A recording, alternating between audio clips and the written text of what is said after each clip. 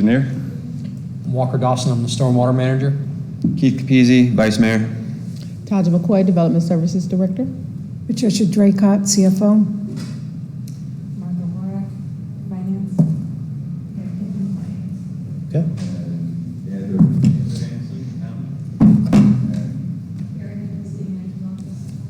My name is Wayne Caragino. I'm the assistant to the city manager. Okay. And so you guys will have half an hour and then 15 minutes of questions, and you know we kind of we see on the times. Sure. Relax, enjoy, present. Okay. Wow us. We will do our best. Thank you. Good morning, members of the selection committee. My name is Jordan Chaffee. I'm a director of coastal engineering with Cummins Cederberg, and I'll be serving as the project manager for this RFQ. With me today is Gina Chiello. She's our senior director and will be leading the environmental permitting part of the project. She's also a former FDEP regulator, and also John Cunningham is one of our senior marine structural engineers. Both John and Gina are also avid active in the boating community, so they bring a lot of unique insight to our projects as a firm. I just wanted to start off by saying thank you for the opportunity to present our qualifications relative to evaluating the feasibility of this marina today. Also, we hope that we can build a relationship to work with you as part of the phase 2 of the permitting, design, and construction oversight. Today, I'll just be taking you through the team we've assembled for the project, highlighting a few recent marina projects that we've worked on, and also highlighting some of the key areas of the feasibility study that we've identified that we think need further evaluation as we move forward. Also, we've prepared just some very preliminary layouts for the marina should the feasibility study prove that the project is something we want to move forward with. And then finally, my colleague Gina will just take you through some of the environmental constraints that we see as part of the feasibility of the project and identify some of the potential grant funding opportunities that we've looked at. So a little bit about me. I'm a professional engineer and certified floodplain manager here in the state of Florida. I've been working on waterfront projects in some form or other from field to finish for almost 20 years. My background is civil and ocean engineering, and I'll be involved in the project throughout doing project oversight, quality control, and managing resources and communicating with you as well. I'm currently the project manager working on the reprogramming of the City of Titusville Marina and the City of Stewart's Courtesy Dock. So Cummins Cederberg was founded over 13 years ago right here in Florida, and we've grown from 2 founding engineers to almost 50 professionals today. We focus exclusively on the coastal and marine environment. This is all we do every day, so we have a lot of experience in this area. We have offices throughout the state, including Jupiter, which is where the 3 of us sit. The office is fully staffed and would be supporting this project so we can provide prompt service to the city. Just some key personnel I wanted to highlight in addition to the folks in the room today. Yannick Cederberg, he's one of our founders and principal engineers, and he's an expert in coastal resiliency. Jason Cummins is our other founder and principal engineer, and he is an expert in marine structural and design, and also a very avid boater, and really brings a lot of insight to our projects. Gina and John, you've met, but the other 2 I wanted to highlight, Danielle Irwin. Danielle is a former section or bureau chief at the FDEP up in Tallahassee. She's an expert in public policy. She leads our grants team from the Tallahassee office, and she keeps her finger on the pulse of grant funding at the state level. So she really can open up a lot of opportunities and bring, at the end of the day, money to you to build this. So it's a very important thing, and we're very proud of the grants team that we have. And then finally, Captain Bruce Blumgren. He is with Brandy Marine. Has almost 50 years of experience in marinas, specifically marina development and market analyses, and we work with him as a sub-consultant on a lot of our marina projects. So here's the team we've assembled for the project. Cummins Cederberg, doing coastal and marine engineering. We serve as the prime consultant, managing the overall project and each of the sub-consultants. As I mentioned, Brandy Marine for market analysis. So they don't just do slip mixes and figuring out what the layouts of marinas are, but they're very into the financial part of it. They can identify what the appropriate dockage fees are, what sort of support staff a marina will need, even how many bathrooms a facility needs to support the users. So a lot of really granular information that they can provide to a project. And then also, we have a surveyor, geotechnical engineer, and MEP engineer on the team. Should we move into phase 2, they can help with the design of that, but they can also provide insight during the feasibility stage. And these consultants, they're on the team not just because we've worked with them before, but they've worked on projects in the coastal and marine environment. They understand the specific requirements in this harsh environment. So as a firm, we've collected some pretty impressive statistics that we're quite proud of, working on over 500 projects, including 150 marina projects. A lot of these, well, most of these are in Florida. We do a lot of work in the Caribbean and Central America also. And as a firm, recently we just completed a market feasibility study for Mokar Marina in Pensacola. We evaluated not only the environmental constraints and the design constraints of the marina, but also we worked with Bruce to develop a 10-year pro forma to look at the profitability of the marina long term. So that's another part of the feasibility studies that we always try to incorporate into our projects. So now I just want to take you through a few recent marina projects that we've worked on and highlight some of the similarities of these projects and how they apply to your project specifically. So this is the first one I mentioned earlier, Titusville Marina. The city came to us looking to replace 2 of the docks, specifically the C dock and E dock right here. So this is a fixed dock, this is a floating dock, and the first step was an in-water inspection of the facility, where we identified that actually this floating dock didn't need to be replaced, it just needed some minor repairs. So we were able to save the city some money with that exercise and concentrate the funds on the replacement and reprogramming of this C dock. So part of that exercise was looking at how we could rearrange the slip mix to open up some potential funding opportunities, making some of the slips longer to qualify for different grants. So we're currently working through concepts on that project. This project is similar to yours. It's in an enclosed basin. You can see here is the marina. So there's some certain constraints with doing a marina in an enclosed existing basin. They have some issues with waves coming through the mouth of the marina. So we've looked at some wave attenuation here, and we incorporated some living shoreline elements into those concepts to open up some additional funding opportunities. Another project we recently completed is Bentley Bay in Miami Beach. So this is a very challenging project due to there's extensive marine resources here. It's also in an aquatic preserve, so there's additional requirements to get a project completed there. We also have to deal with a lot of utility easements and FDOT easements close to the bridges, so a lot of challenges there. We also have to demonstrate historical use because of being in an aquatic preserve, so a lot of digging through historical records to get this project built. This is an active marina, and we also had some issues with the regulatory, with the seagrass. The docks had to be a certain elevation above the water, which created some challenges in terms of the actual functionality of the marina. Here's another project, Sea Haven Super Yacht Marina. This is in Dania Beach. We worked with the developer here to create a new marina similar to what you're looking to do. This was existing swampland that we had to work to dredge that area.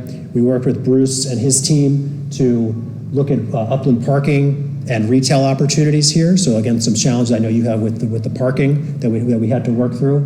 The owner here wanted a hurricane hole for 200-foot mega yachts, which after going through the project, looking at some of the geotechnical information, we determined not only that the soils wouldn't support piles of that for that capacity, but anyone who has a 200-foot mega yacht is not going to keep it here. They're going to take it somewhere else. So through an iterative process, we worked with the owner and the developer to determine that the optimal slip mix was 80-foot yachts that could still be a profitable facility, but we lowered the rating to a Cat 3 instead of Cat 5. So just having that engineering understanding really helps to optimize these projects. Another project I mentioned, Stewart Courtesy Docks. This is an existing facility. We're in permitting on this right now. This is an existing floating dock area, and the docks sustain a lot of damage from hurricanes and extreme events, as well as just normal service. There's a large fetch here, so we get a lot of wave action in here. And we worked with the city, and they recognize that while everyone likes floating docks, sometimes they're not applicable for every situation. So we're actually working to convert this from floating docks to fixed docks. And there's a lot of shallow water out here, so we're reorienting the slip layout. We added a lot of transient slips here to increase the capacity of this marina. And again, this is another one of our municipal clients, so we have experience working with both private and public entities. There's another project we're currently working on, Curry Park in City of West Palm Beach. We are in permitting right now as part of the second phase, but as part of the first phase, we did a marina feasibility study with Bruce to look at the feasibility of putting a marina at this redeveloped park. We did a lot of public outreach on this project to solicit feedback from the community on what they wanted to do, on what the actual marina could support, what the market could support, and then what the city was looking to do at this facility. We also did a lot of, we secured grants for this project, and there's a lot of resources out here, so we're currently working on the dock design and dock layout, a lot of upland facilities here, so a really exciting project that we're currently working on. Then the last project I wanted to highlight is Dinner Key Marina down in Miami. Dinner Key is one of the largest public marinas on the east coast of the United States. And we were part of a design build team working with a contractor to implement repairs from Hurricane Irma. The city had about $22 million in grant funding. So we worked with them to do some repairs here, and the repairs were done in a phased approach. So we were able to keep part of the marina open while the contractor was doing repairs to keep revenue flowing and keep operations going. We also optimized the design to free up some of the repair funds to incorporate some resilient utility systems here, elevating some of the utilities to make that more resilient. And we're currently engaged with the city on phase 2 of this project to improve the resiliency and robustness of these islands out here from a long-term as part of a hurricane resiliency. So as a firm, we recognize that a marina is more than just a parking lot for boats, and that a feasibility study is more than just figuring out how many parking spots we need. We understand that a consultant back in 2016 determined that a marina wasn't feasible here, but a lot has changed in the last 7 years. A lot of new data is available that we can review, and also we understand that the number of registered vessels in Brevard County has increased 10% from 2019 pre-pandemic to today. So there's more demand. The result of that study might be different, which is why we're here today. So as part of the feasibility study, we identified a lot of different areas and specifically some different criteria that we would dig into very deep to see what, as part of the feasibility study to determine if we want to move forward or not. For example, water levels is one of the first items under design criteria, and we would leverage our experience with the Titusville Marina. We understand that tide range isn't extensive here. We don't have to waste time and money on putting out tide gauges and looking at what the water levels are. We can save the city money there and just get started. Basin geometry and navigation, very important. The basin is a little bit narrow at the entrance, so we want to make sure that based on the vessel sizes we're looking at, what can we get in there? Is the maneuverability an issue? Fixed versus floating docks, the basin is pretty deep, so fixed docks with piles that have to be long, we have to account for that, whether maybe floating docks is something we want to move forward with. And facility planning, obviously we want to solicit public input. Parking is an issue, I'll talk about that in just a second, but also there's an existing kayak launch out there. That facility, we probably want to maintain that, potentially relocate it based on what what the feasibility study says. So just a lot of aspects that we want to make sure we check all the boxes to make sure we're delivering the best product and giving you the right answer based on the data.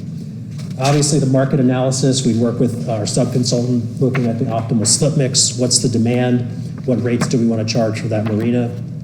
Environmental considerations and funding, Gina will touch on that in just a second, but obviously funding is probably the most important thing. We want to make sure we're looking into that to make sure that we can pay for it and that the project is profitable moving forward. So on the design criteria, we mentioned water depths. Obviously, we have some good water depths out there. We understand that some of the existing channels are 4 feet deep. You're looking to potentially deepen them.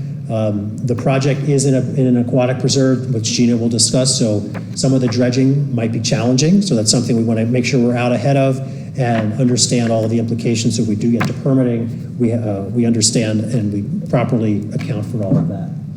Our team of coastal engineers capable of looking at not just winds and waves to designing the project, but also a new marina. We're going to be probably required to do a flushing study to look at water quality issues. So that's something that our team routinely does for all of our marina projects. So that's another service that we would look into and get out ahead of before we get into phase 2 of the project. Obviously, fixed and floating docks, something we look at all the time. We can work with you to identify what the best solution there is. And then finished materials, aluminum docks, concrete docks, timber, composite, all the things that we want to make sure we're giving you all the information so you can make the best decision. Facility planning, obviously parking potentially is an issue. It might be challenging, so that's something we want to look at, identify, see if that needs to be improved or relocated. I mentioned the kayak launch, something that we can either relocate or reimagine or incorporate into the new marina facility. And then just public outreach. Our team, we routinely work with public entities doing public meetings and soliciting feedback from the community, but also we work with a lot of HOAs, so we understand how to take all that information in, how to process it, how to incorporate it so everybody is happy with the product. Because the one thing we don't want to happen is we get to construction and someone's like, hey, I didn't get to talk about this. This is an issue for me. So we want to make sure we're getting out ahead of that and managing everyone's feedback. So I'll now turn it over to Gina to discuss some of the environmental considerations and some of the grant funding opportunities we've identified.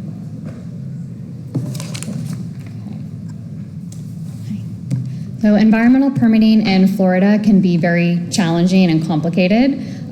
Fortunately, we have one of the largest and most experienced environmental regulatory teams that specializes in the coastal and marine environments in the state. And this team is led by senior staff with former high-level regulatory experience. And so the way we like to approach feasibility studies is much like putting together pieces of a puzzle to tell a story. We take a very holistic approach, evaluating every angle. And so when evaluating a new marina,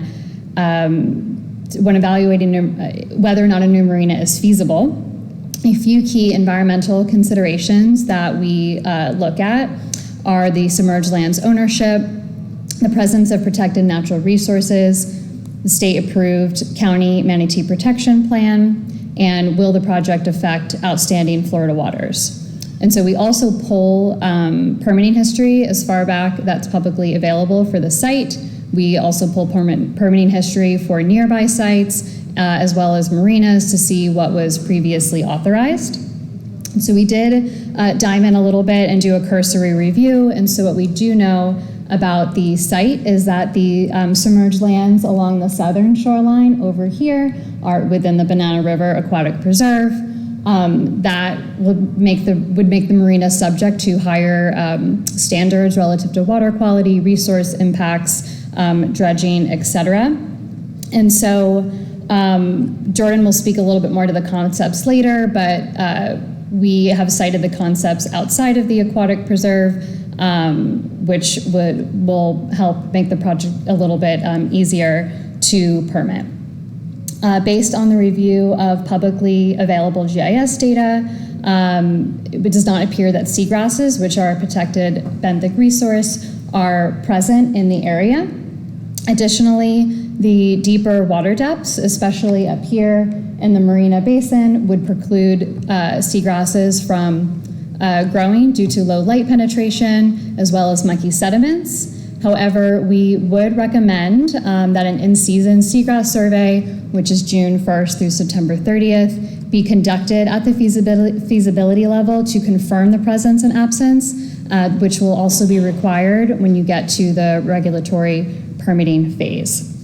Something else I'd also like to mention about water quality in aquatic preserves is that the project site as a whole is actually within a Class 2 water body, which is approved for shellfish harvesting, and that also has a more stringent level of water quality criteria that needs to be met, versus if the project were to be located in a Class 3 water body, which is more typical around the state, which is approved for recreational use and fish consumption. And so additionally, the oval you see here, we know that the shoreline is lined with mangroves. We also do know that a mangrove application for trimming is in-house, currently under review with the FDEP. And so we want to make sure that when we site the access to the marina from land, we take advantage of the areas along the shoreline that are least dense with mangroves.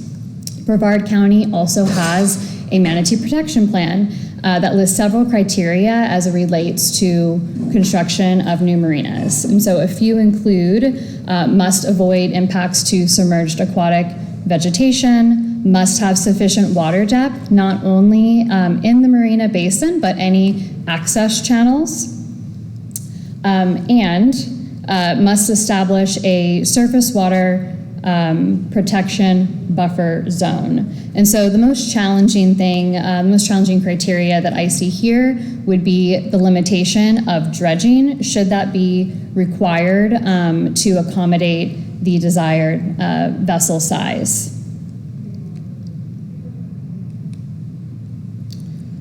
So within the last couple of years, our grants team has successfully secured about $60 million of FDEO grant funds for 3 large municipal waterfront projects, and they include Curry Park in West Palm Beach, Jose Marti in Miami, and the Bay in Sarasota, all of which include a transient dockage component. And so we have our own recipe for success when it comes to grant award success.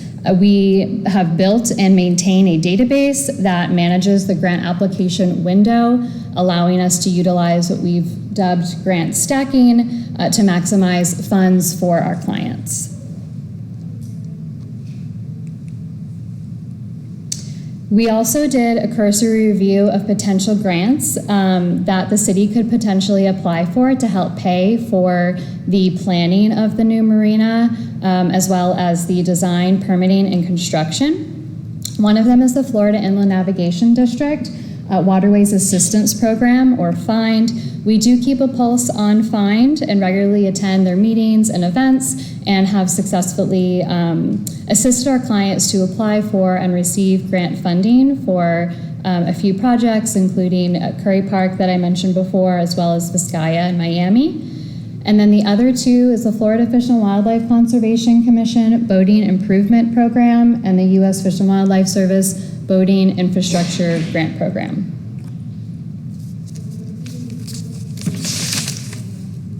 And many of the grants that we commonly work with our clients on have a resiliency component, which is a key design element needed to open up additional supplemental funding opportunities. So for example, if you have a marina project like we do here, we can add in nature-based design solutions like living shorelines, mangroves, oyster reef, other water quality enhancement opportunities to open up additional scoring and funding opportunities. And so this is similar to what we're doing for the City of Titusville Marina, a project that Jordan mentioned previously, where we created shoreline stabilization, but also incorporated a living shoreline ecological enhancement type component to open up additional scoring and funding for opportunities for that project. And so these are things that we can evaluate at the feasibility level for the City of Cocoa Beach Marina project. And then another benefit of incorporating these nature-based solutions or design elements is that you can also use this as public engagement opportunities. And so with that, I'm going to hand it back to Jordan, who will take you through the next steps after the feasibility phase is complete.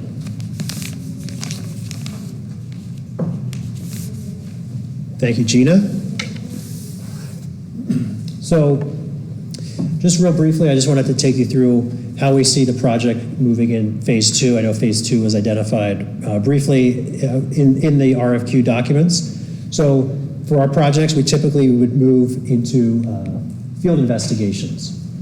So field investigations, in addition to the data we may collect as part of the feasibility study, we also have capabilities for other data collection opportunities. So, for example, this photo here, this is John and I down in Miami inspecting the bulkhead at Port Miami. So we do underwater inspections as a firm.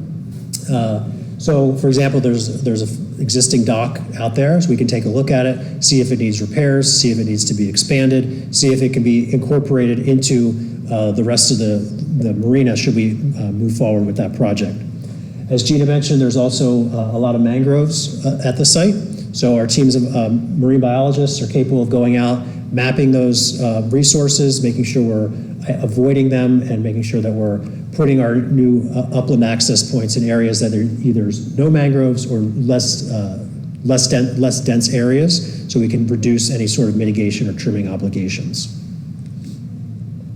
As we move into design, as a firm, I mentioned earlier that one of our founders is an expert in coastal resiliency, so we really pride ourselves on incorporating resiliency into all of our projects. And this is not just, is a dock going to survive a storm, but are we going to make sure that it's going to, if a facility is damaged, can we maintain emergency access? Can the facility get back online quickly and start generating revenue again? So again, we always, in addition to just the nuts and bolts of traditional coastal marine engineering, resiliency, we want to make sure we're incorporating that and considering that in our projects. With the preliminary design, we move into permitting. As Gina mentioned, we have multiple staff who are former regulators with DEP, the Army Corps, and South Florida Water Management District. So they understand the nuances of the permitting process, but they also understand if something is slow, is not getting moved, they know who to call, who to pick up the phone and say, hey, this project needs to move forward. So it's great to have those resources in-house for our clients.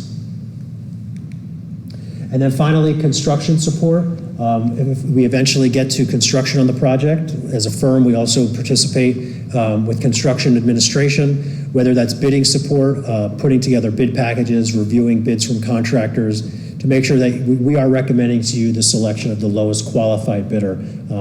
I've worked on too many projects where the lowest bidder is selected and the qualifications part isn't evaluated and weighed as much, and it's a big important thing with contractors. So we want to make sure we're giving you the best recommendation on who to hire to build these projects. We also have multiple engineers who are former marine contractors, so this really helps with considering constructability of projects during the design phase, also keeping an eye on contractors relative to project schedule and project budget, and also just knowing the tricks that contractors have up their sleeve to make sure that we're calling them out, we're making sure they're designing or building projects in compliance with the plans and specifications. So just real briefly, I wanted to take you through some very, very preliminary concepts that we put together for the marina. This is a phase 1, right here, just in the corner. Small facility based on obviously funding, based on the results of the market feasibility study. But also, it's a smaller facility. We might not have as many impacts and needs of the upland parking. So this might be a phase 1 opportunity based on any available funding we have. So, it's a smaller project that we can get in there. We can obviously optimize the slip mix and if we want to do marginal docking or bow-in docking, we can worry about that later. But just a preliminary layout based on the information we have to this point. So concept 2, again, an expansion of the first one, depending on obviously the funding and the results of the feasibility study. The opportunity to go further north into the basin. We work with you. We don't really have the information at this point relative to this facility up here, what the requirements are for water access here. So as part of this concept, we just stopped it here, but we can dig into that deeper, maybe expand it further north. Maybe do some marginal docks with some bow-in docks like this. So we would work with you to optimize that based on what your needs are for the site and what the feasibility study results are. We also, you can see there's a gap here just based on the existing kayak launch there. Again, maybe we move this, but just for this concept, we want to maintain that water access for the public. And then finally, phase 3, really expanding the facility potential for going further south. Here, I know there's potential impacts to the golf course, and we can dig into that if we're looking at upland access through the mangroves, but more of a traditional Christmas tree style layout. Again, based on the results of the study, maybe we have some larger vessels here, mix that up. We want to make sure we're not having too far to walk to the upland areas. So all things we consider in our designs and our feasibility studies. Obviously, there's some shoaling here, so we might have to look at smaller vessels in there. So again, very preliminary. Just wanted to get some things in front of you just to see kind of where our minds are and how we would move forward with the project. And then finally, schedule. And very preliminary, but just to give you an idea, as part of the draft feasibility report, assuming we start next month, we're looking at about 3 to 4 months to do that exercise. We give that to you. You have a chance to review it. We incorporate your feedback into the final draft, at which point we could potentially move into phase 2, permitting, design, and construction. So we're looking at beginning of 2024 potentially to start that process, depending on the results, obviously, of the feasibility study. This is a little bit aggressive. Gene and I were talking about the 9-month permitting, but with new marinas, with dredging, might stretch into more of a year, just to put that on here. But just to give you an idea, we're looking at end of 2024, moving through schematic design development, construction documents, potentially putting the project out to bid end of 2024, beginning of 2025. Then obviously construction depends on the size of facility, how long that's going to take. But just wanted to give you just an idea of what the timeline it would be for this type of project. And obviously one more thing would be the grant. The grants aren't shown up here. So obviously there's a process of applying for the grants, making sure we have all of our ducks in a row with here's our concept, go in for the grants. There's obviously a review process. And we just want to make sure our grants team is great with making sure we're compliant with documentation for grants. So I just wanted to highlight that. It wasn't shown up here. And then finally, in conclusion, Cummins Cederberg, we know marinas, we do it every day. It's something that we're very proud of. And our diverse staff, in terms of our technical ability, can really dig into all of the aspects of a marina feasibility study and deliver a great product for you. And finally, the regulatory expertise and technical depth. Not only will they participate in the feasibility study, but if we do go to a phase 2, we can do all of that, get a good project for you installed and running for the city. And then, of course, our grants team, at the end of the day, it's all about the dollars. So we want to make sure that we're giving you all the opportunities for grant funding to reduce the burden on the city to get the project installed. So with that, I will be happy to take any questions, and we look forward to working with you. I guess I'll start off again. So basically this was my baby. This is what I ran on, trying to push this marina. I liked your presentation. Honestly, you were your presentation here, you were one of my top, because I've actually been to some of the marinas that you're working at. I personally, I have a 58-foot boat myself, and I'm here in Cocoa Beach, so I know how profitable a marina can be. I know how full they are, so I like that. As far as you brought up some of your phases, your phase 3. Honestly, that's more of the direction I was wanting to go, because I think basically the more buzz, the bigger it is, the more potential we have to fill it up quicker and to make more money off the bat. My initial thought was maybe start off with about 50 slips and then try to push it to about 100 as we grow into it. And that was basically the area I was thinking was on the east side of the golf course where you have phase 3. And then beyond that, east in that basin would be also mooring balls. Oh, okay. Like you have at Dinner Key. Yep. As well.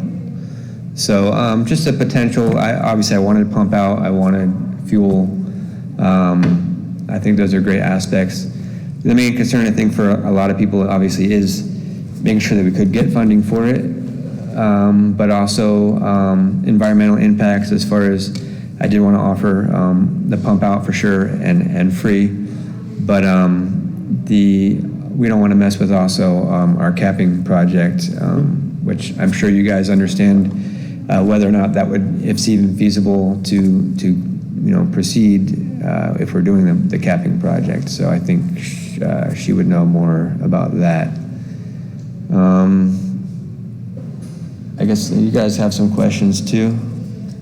I don't have much. I really enjoyed your presentation, and I kind of had some ideas and thoughts, and you checked every box in my mind in the presentation. So Great. thank you very much. Did you guys do any type of cost analysis for the project that you presented in terms of what you think, around where we would be at in terms of cost? Oh, for the concepts? Yeah, for the concepts. We didn't dig into costs at this point. Obviously, it's something we would look at in the feasibility study, but we also are periodically, even in design, we put into our process is looking at costs. Again, working with our internal marine contractors, and then we work with contractors all the time, so we keep track of all the current market rates that we're seeing. And just looking at the square footage, what the amenities are, and what the materials are, all play into that. So we're not just going to do, here's the cost, and then we'll see what the contractors come back with. We're even into the design phase, we're updating the costs to make sure that you have a good understanding of what the projects are and then what the available grant funding is. We may design something that's $20 million, but if we only have a $10 million grant and you only have $2 million to pay for it, we have to, like you said, we have to dial the number of slips back. We have to dial the amenities back. We have to dial the materials back.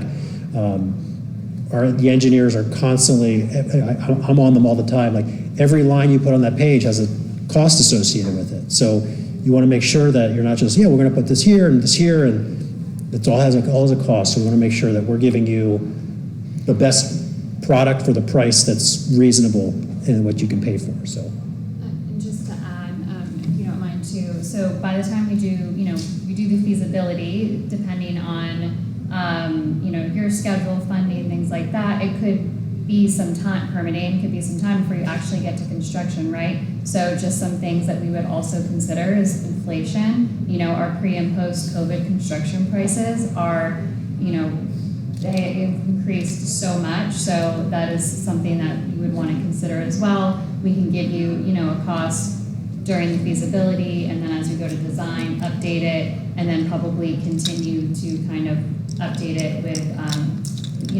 we can do it informally with like relationships that we have with local marine contractors as far as keeping a pulse on like the current market rate, so that you don't sticker shock when you get to the construction and bid. Also, so my thought on typical size would be between 20 to 35 foot vessels with the opportunity of up to about 50 to 60 max, considering the depth that we have in that basin, which is about 20 feet. And then the channel going into that area should be around 5.5 feet. I know some of it is silted in, but considering that 60 foot would be the absolute max, I think that really you could fit in there comfortably. And I think, like you said, so giving you the flexibility with some marginal docking gives you that flexibility of different slip mix, design it for 25 to 35 foot boats, but if someone comes in with a larger vessel, you have the flexibility to accommodate them. I mean, I think we typically could start off with like the T-docks like you've got, with about 20 foot sections worth of actual dockage, and then the rest with pilings extended further to maybe save some money there on square footage, stuff like that. I'm sure you guys have thought of all that stuff. And yes, all stuff that we consider. We want to make sure that, like you said, there's a lot of opportunity here, and we don't want to. This is just a very rough concept, right? It's very iterative, open communication. What do you want? What is the market going to bear?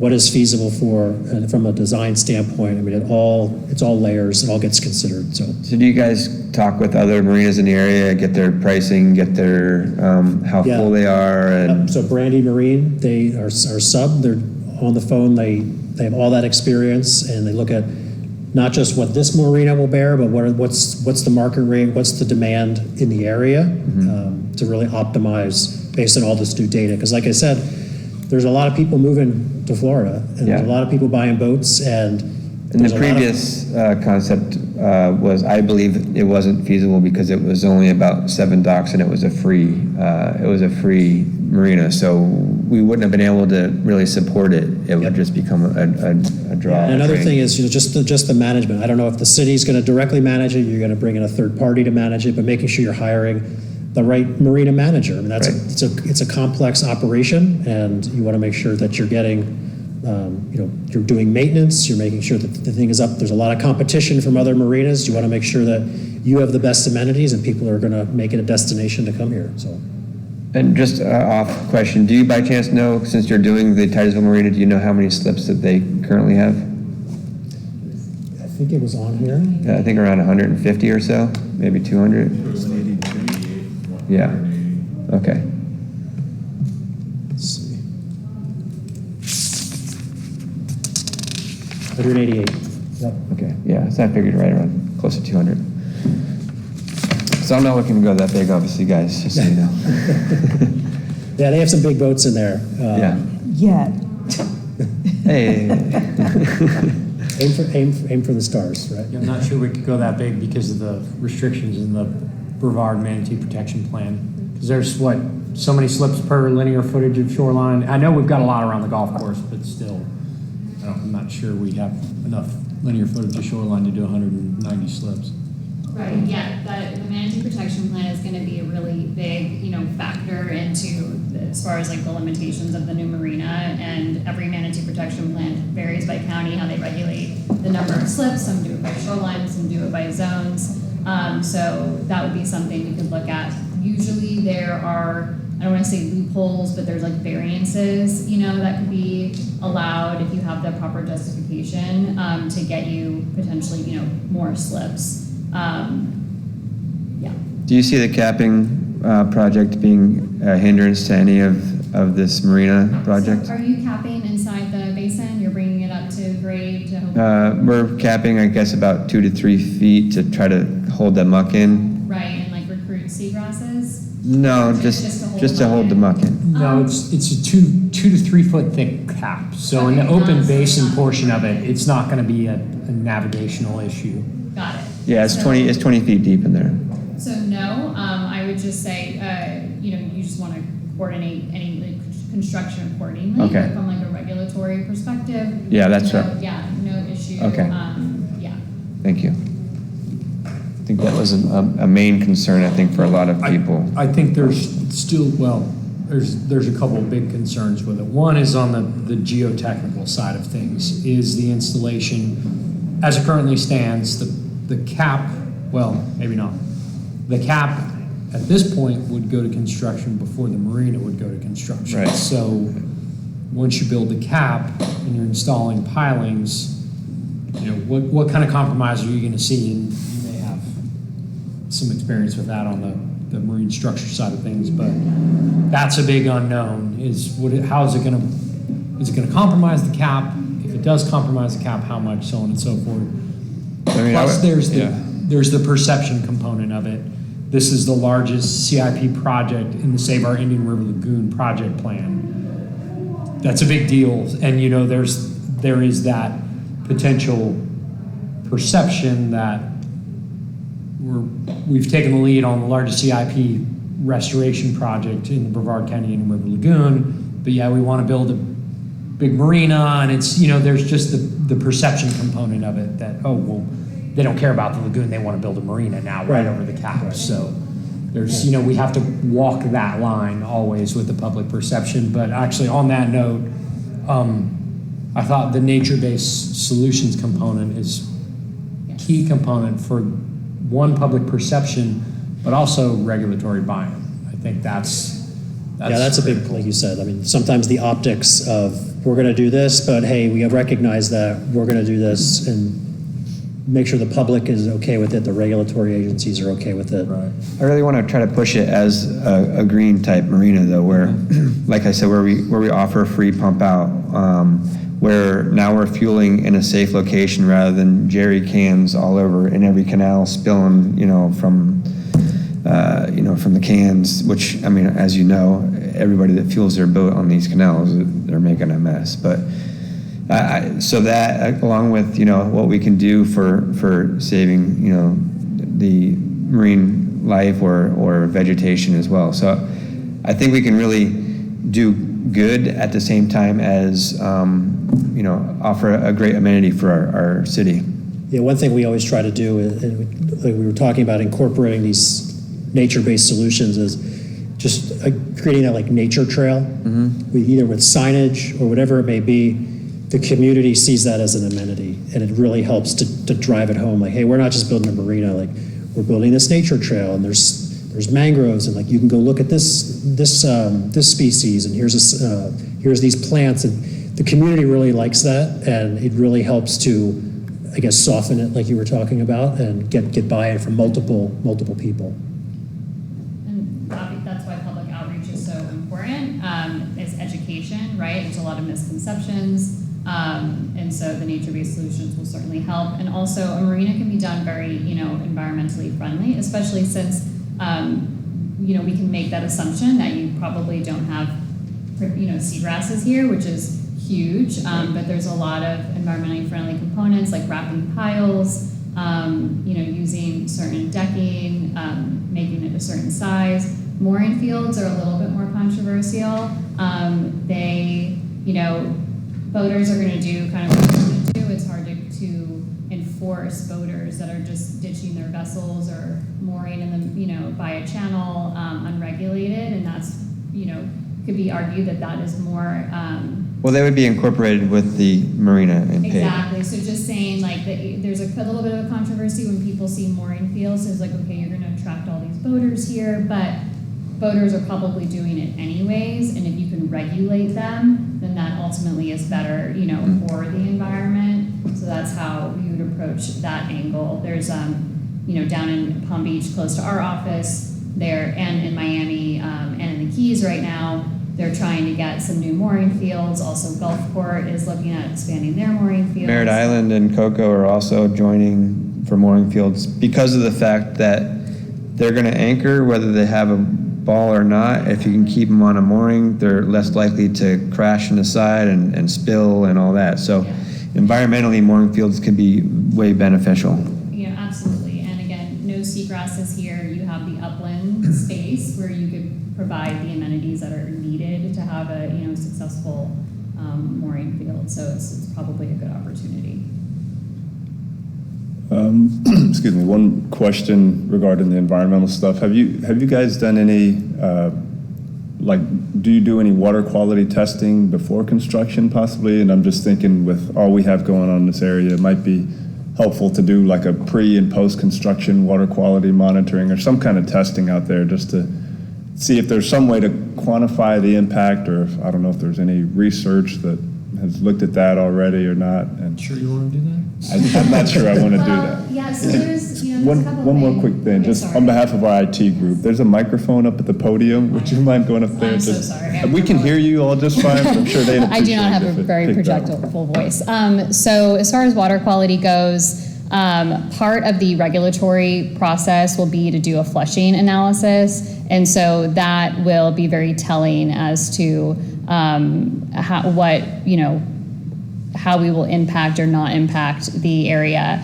As far as just doing a pre and post, water quality monitoring, it's probably not going to be enough data to really tell a story, right?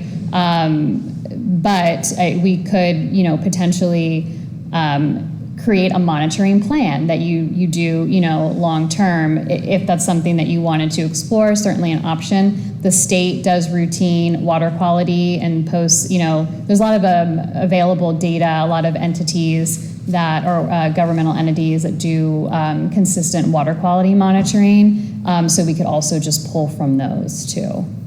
Thank you. And I imagine being in the main basin, like is where I was really talking about, the flushing would be a much greater, it'd be much better to be there than in that little basin. Say that again? Because, I mean, if, say the smaller basin, it'd be a lot better to have it in the larger basin where stage 3 is, because you have more flow, I would imagine. That to the coastal engineer. No, that would be correct. So you Yeah. have a choke point right there and Okay. just the overturning of the water would take longer. Right. But also as far as the water quality, is the part of the permitting process, if there's dredging, would require a management plan looking at water quality.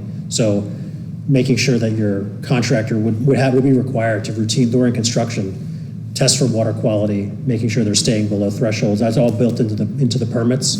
And there's some negotiation in that. I know Gina's done that. We were doing Peanut Island right at Lake Worth Inlet, Yeah. doing dredging the flood shoal there. And part of the permit process was putting together a turbidity monitoring plan and negotiating what those levels are, how far from the dredge area you have to do the monitoring, what the qualifications of the monitor are.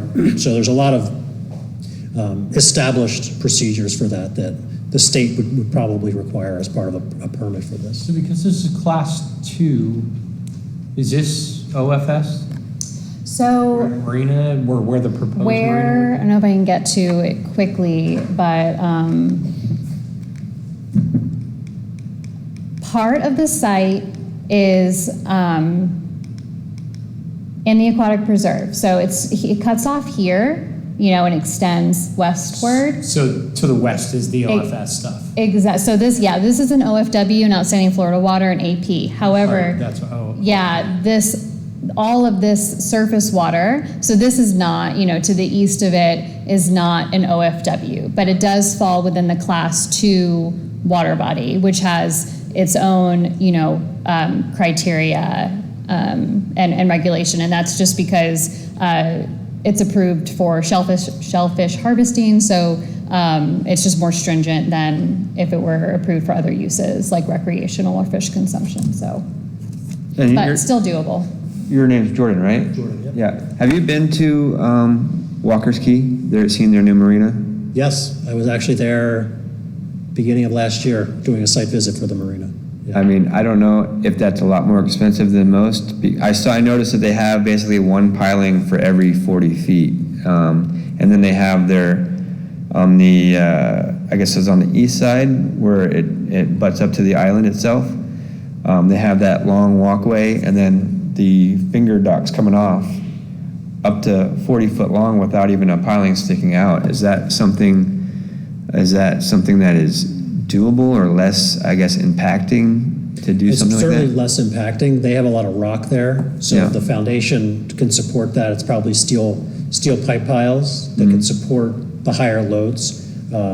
Probably a lot more sand and loose material here, so you might need additional pilings. Okay. But it's certainly something you can look at is to optimize the design to reduce the number of piles. I absolutely love that. I love that marina. I love the concept of it. I liked how it was all, you can add to it easily. It was like an erector set. Mm-hmm. And I know it's probably, I don't know how much more expensive it is, but I thought that was a really cool concept. Yeah, certainly stuff. We will work with you to whatever your preference is and see how we can see what the dollars are and see if the engineering support is feasible too. So. I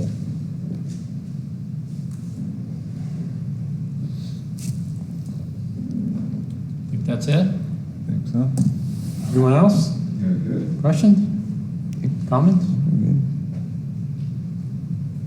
Thank you all very much Thank for you. your time. Thanks. Nice meeting all of you. Appreciate Thanks a lot. You guys hang out once you're gonna stroll through the phone.